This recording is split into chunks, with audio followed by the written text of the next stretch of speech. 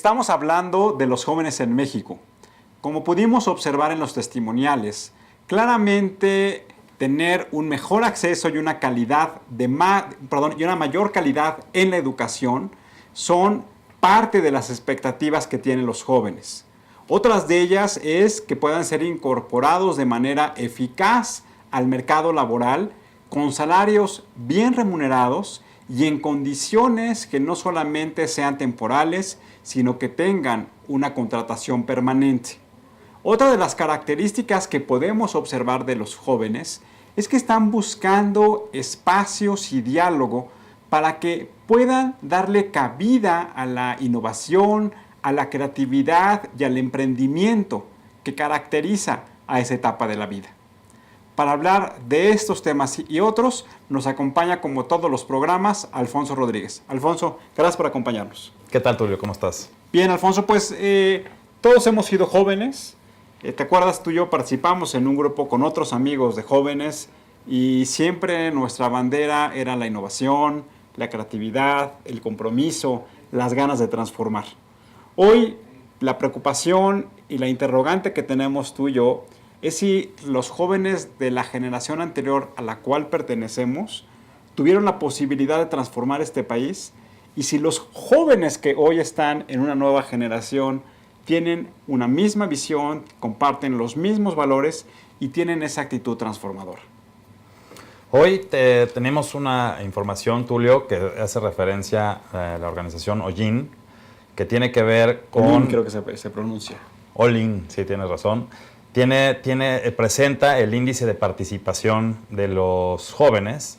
Pero contestando un poco a lo que me preguntaste al inicio de la entrevista. Me quedé pensando en tu posible respuesta.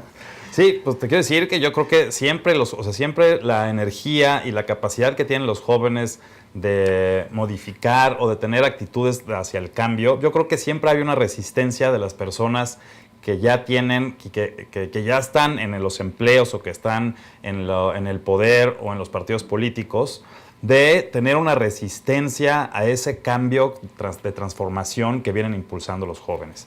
Si tú te acuerdas, como que muchas de las iniciativas que nosotros hicimos de jóvenes, por ejemplo, fuimos observadores electorales en algún momento de nuestra juventud, en algunas elecciones, y tuvimos mucha participación como jóvenes y que hoy le estamos capitalizando y aprovechando para hacer transformaciones en nuestra trinchera. Entonces, pues lo que quisiera contestar muy concretamente es que siempre los jóvenes van a ser esa parte fundamental de la sociedad, de impulso al cambio, y yo creo que en algunos momentos siempre va a haber ese tipo de resistencia. Entonces es un tema que pienso siempre se van a enfrentar los jóvenes.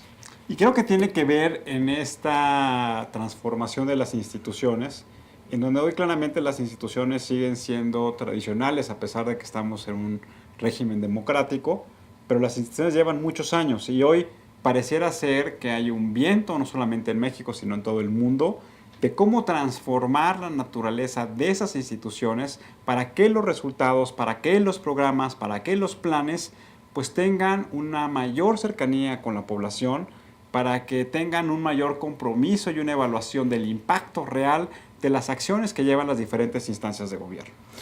Y seguramente, Tulio, el concepto que teníamos nosotros como jóvenes de la democracia es muy distinto al concepto que tienen hoy los jóvenes de la democracia. Y a lo que voy es, por ejemplo, para nosotros era importante la participación del voto, y porque hoy el momento histórico que estaba viendo nuestro país así lo estaba demandando, pero hoy, por ejemplo, yo creo que los jóvenes no están satisfechos con solamente participar y votar, sino que quieren ellos participar de otra manera, como más vinculante y que se les escuche más y ser mucho más participativos. Bueno, yo me acuerdo, Alfonso, que hace 20 años que participábamos tú y yo en esos proyectos, el tema de la rendición de cuentas, lo que llamamos el accountability, el tema de la transparencia, pues era uno de los temas que nosotros poníamos como innovadores y que poco a poco la institucionalidad de nuestro país lo fue integrando. Hoy tenemos el famoso INAI, hoy hay un Sistema Nacional Anticorrupción, un Sistema Nacional de Transparencia, pero que faltaron varios años para que en eso se cristalizara. Sí, llevamos, pues de la transición a la democracia, llevamos 20 años de esa transición y hoy en día como que todavía no llegamos al puerto en el que a lo mejor visualizamos tú y yo cuando éramos jóvenes o gente mayor cuando era joven. Pues vamos a presentarles el día de hoy una serie de indicadores que construye de manera sistemática esta organización que hoy hemos invitado, OLIN, en donde ellos, ante la falta de consistencia de la información respecto a una encuesta nacional de juventud, que era una encuesta que se realizaba de manera periódica en nuestro país y que nos permitía ver la evolución de los jóvenes, de sus perspectivas, de sus pensamientos, hoy ellos han venido trabajando en un índice que se llama Índice de Participación Juvenil. Alfonso, ¿por qué no nos platicas de él? Bueno, si nos pueden poner la gráfica número 1, es la gráfica que habla sobre la participación de los jóvenes en las organizaciones de la sociedad civil. Y si nos vamos al gráfico que está del lado derecho de la pantalla, dice participación global de los jóvenes en las organizaciones de la sociedad civil.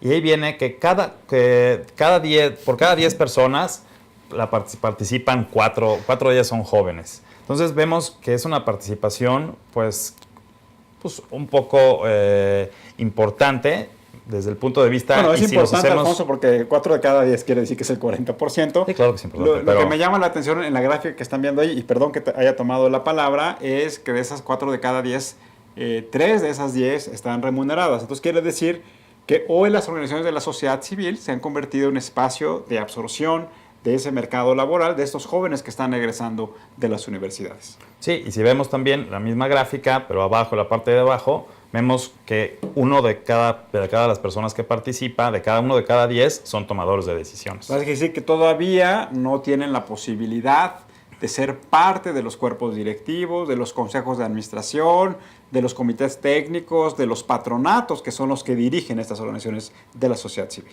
Exactamente, y me parece que si nos vamos a la representatividad que hoy tienen, tanto en el padrón o en la lista nominal para ser electos, o también en ¿cómo se llama? En el porcentaje que tienen de la población, pues vemos aquí y todavía sigue siendo un poco baja, ¿no? Vamos a ver la siguiente gráfica, que tienen los mismos variables de información. Lo que hace este índice de participación juvenil es que contrasta con diferentes actores.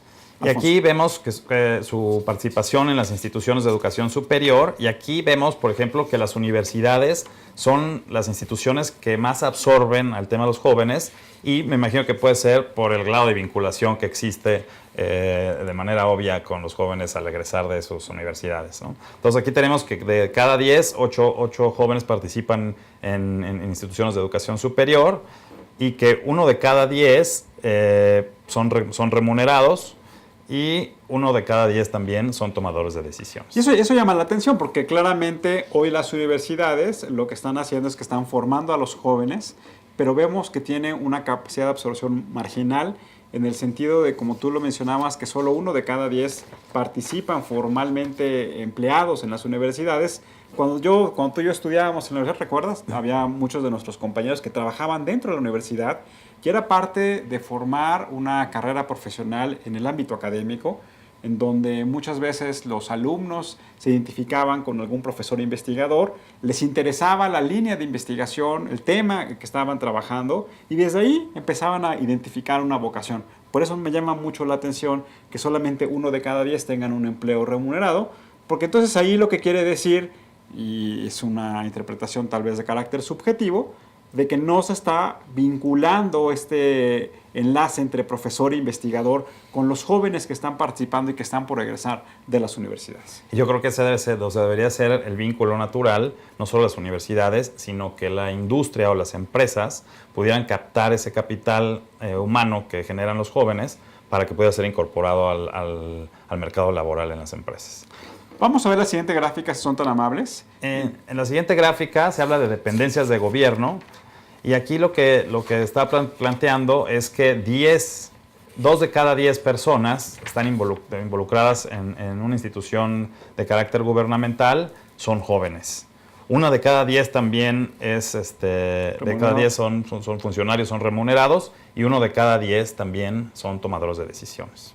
Esto también de lo que nos habla es la distancia de esta generación de jóvenes con las instituciones de gobierno de nuestro país. Si estamos hablando que solamente 2 de cada 10 participan dentro de ellas, quiere decir que los nuevos conocimientos, las nuevas técnicas, los nuevos instrumentos de política pública no están alimentando de manera rápida a la manera en cómo se formulan las políticas públicas en estas instituciones, y que me pareciera que también una de las características cuando hablamos del desarrollo de los países tiene que ver con esta absorción natural, eficaz, inmediata de las nuevas tecnologías, de las nuevas técnicas y de los nuevos conocimientos que portan las generaciones de jóvenes egresados de las licenciaturas. Y hablando del gobierno, pues estamos hablando de uno de los grandes empleadores del país, pero también lo que llama la atención es, por esta cifra de 1 de cada 10 funcionarios, pues es que también yo creo que el gobierno les cuesta mucho trabajo entender a los jóvenes, dado que no tiene ese vínculo, esa capacidad de comunicar con los jóvenes. Yo creo que esta es una de las cosas por las cuales no tiene ese vínculo. Vamos a ver la siguiente, en donde se ve la participación de los jóvenes en los partidos políticos. Creo que ahí esta gráfica nos refleja con mucha claridad este distanciamiento de este grupo importante de la población con la participación en la esfera partidista. ¿Qué nos platicas, Alfonso? Sí, por supuesto. Aquí volvemos a repetir el número de la participación global. Es 1 de cada 10 personas participan en un partido político, y en la toma de decisiones participan 0. Entonces, pues, eso ahí nos habla de la ausencia de los jóvenes en los partidos políticos, cuando, si hablamos en términos prácticos, hoy los partidos políticos tienen que atender, tienen que construir ofertas electorales, ofertas ideológicas para diferentes segmentos de la población. Hoy en México el segmento de la población de jóvenes es el segmento más grande, y por lo tanto parece irracional que los partidos políticos no tengan a jóvenes trabajando con los jóvenes, construyendo códigos de comunicación con los jóvenes, construyendo ideas, espacios, diálogo, que les permita entonces poder aterrizar, instrumentar y atender las expectativas de los jóvenes procesadas a través de los partidos políticos. Sobre todo si son un segmento importantísimo en la proporción de un padrón electoral, por ejemplo, como decíamos al principio del programa, en un tema de la población general. O sea, yo creo que sí, los partidos políticos deberían de dar cabida a ese 50% casi de la población y un 30% o 40% del padrón o de la lista nominal, pues en sus estructuras partidarias, a nivel nacional, a nivel estatal. Yo creo que eso haría que los jóvenes tuvieran generar confianza en los partidos políticos, generar confianza en cómo se van involucrando todas las personas en la respuesta de los partidos políticos, en un tema de transparencia, en un tema de corrupción, para poder acercar los mensajes de los políticos o de los tomadores de decisiones en los partidos políticos a través de los jóvenes. La pregunta sería, hoy entiendo que hay una docena de jóvenes de menos de 30 años de edad que son legisladores en la Cámara de Diputados. La pregunta es cómo estos legisladores jóvenes hoy están interrelacionándose con los jóvenes, y cómo estos legisladores jóvenes realmente están asumiendo la representatividad de los intereses, de las ideas del segmento de la población a la que pertenece. Pues a mí lo que me gustaría saber es si esos 12 jóvenes que hoy participan en el Congreso pues no están siendo absorbidos por las formas de actuar y de pensar de los políticos tradicionales, en vez de ellos empezar a tratar de empujar que esos políticos tradicionales cambien su forma de actuar y tengan un poco más de confianza en sí mismos. Bueno, vamos a ver la siguiente gráfica, que me parece que también esta refleja y caracteriza en dónde están situados los jóvenes. Fundamentalmente, hoy los jóvenes en el mundo buscan ser emprendedores, buscan generar nuevos proyectos, buscan ya no participar en estructuras organizacionales muy verticales, sino buscan participar en estructuras muy horizontales, en donde él, sus amigos, sean socios de la empresa, sean socios del proyecto, ellos consigan el financiamiento, ellos tomen las decisiones, y por lo tanto participar en una estructura burocrática, una estructura lenta, pareciera ser que no va dentro del código de comportamiento de estas nuevas generaciones. ¿Qué nos puedes platicar, Alfonso? Pues para eso, en la participación en la iniciativa privada, 3 de cada 10 jóvenes están involucrados en la iniciativa privada, 3 de cada 10 también son remunerados, o sea, y 1 de cada 10 toma parte de las decisiones.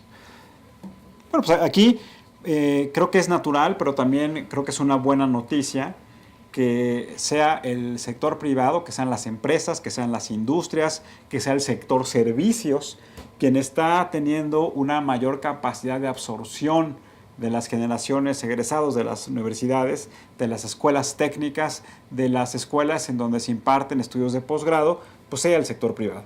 Porque me parece que es allí en donde se encuentra también el espacio para articular la innovación, la creatividad de estos jóvenes, que sea en beneficio de las empresas, pero fundamentalmente que sea con un impacto social adecuado para las diferentes comunidades.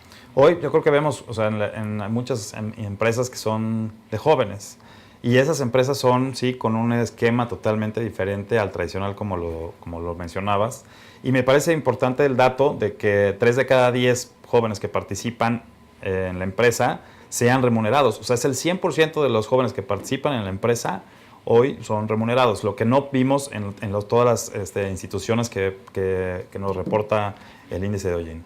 Alfonso, muchas gracias como siempre. Muchas gracias a ti, Tulio. Sigamos siendo jóvenes. Seguimos siendo jóvenes. Vamos a hacer un corte. Regresando conversaremos con Hollín, una organización de la sociedad civil que trabaja para formular y promover políticas públicas de jóvenes. Regresamos.